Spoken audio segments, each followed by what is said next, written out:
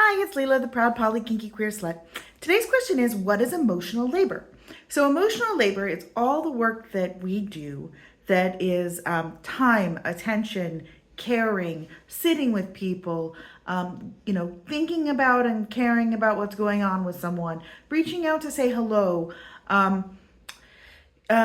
picking up, doing something nice for somebody when you don't have to, just to be nice to them. When somebody is down, taking care of them, making sure they have what they need if they can't take care of it for themselves or don't want to. Being there for somebody else's emotions is emotional labor. Moms do lots of emotional labor. Dads do lots of emotional labor. Traditionally, women do a lot more emotional labor in like a standard conventional marriage situation than men do. Emotional labor often goes unrecognized. So, like for example, if you're in the office and you're the person that makes people feel better about doing their jobs, and it's like somebody comes talk to you and you make them feel better about like being there and you're there for them, that's emotional labor. And emotional labor is work. It's a kind of valid work. And we generally undervalue emotional labor. We generally call that not work. We call that something else.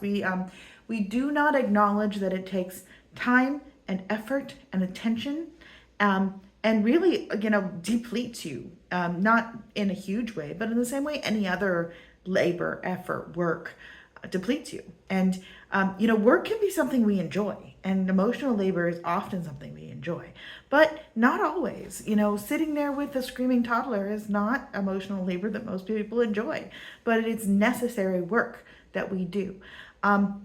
The undervaluing of emotional labor is a way that women's work and women's attention to detail and women's efforts have been traditionally undervalued. And I'm not saying men don't do emotional work, they absolutely do.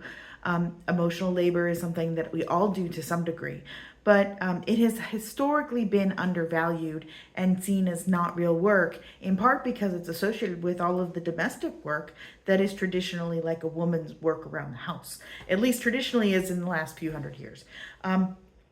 This is all something that like goes into how women's power and status are not recognized. Because if so imagine you're at a workplace, somebody is having a really hard day emotionally. They're just like, got lots of stuff going on at home. Maybe the boss was hard on them, whatever, and they're just breaking down.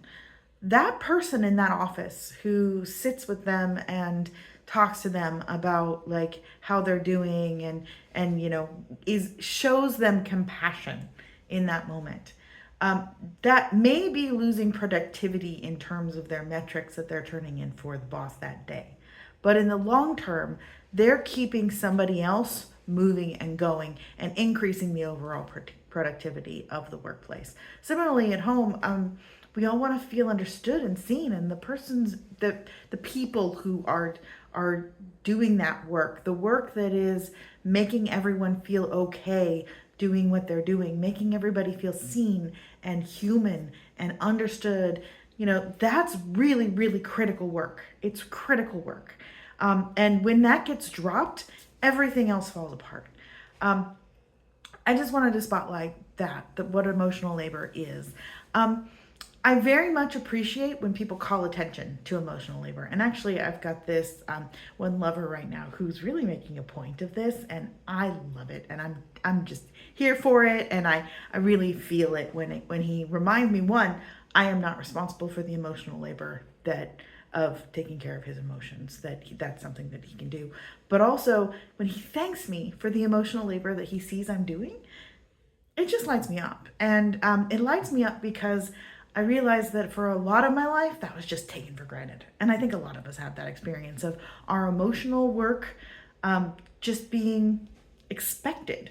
And frankly, I think that we should acknowledge it more, both for ourselves so that we, get a full picture of the work that we're doing. Like, so that's not like, oh, wow, why am I so tired today? Just ignoring that, like, you dealt with somebody's meltdown and you dealt with somebody else's celebration and you planned this party, keeping account of and being honest with ourselves about the effort that we're putting into things, for one, but also just to recognize that we really do take care of each other in lots of ways, and that's beautiful, and that deserves to be celebrated. And that is emotional labor that we should be celebrating. So, thank you very much. This is Leila, the proud poly kinky queer slut. Have a great day.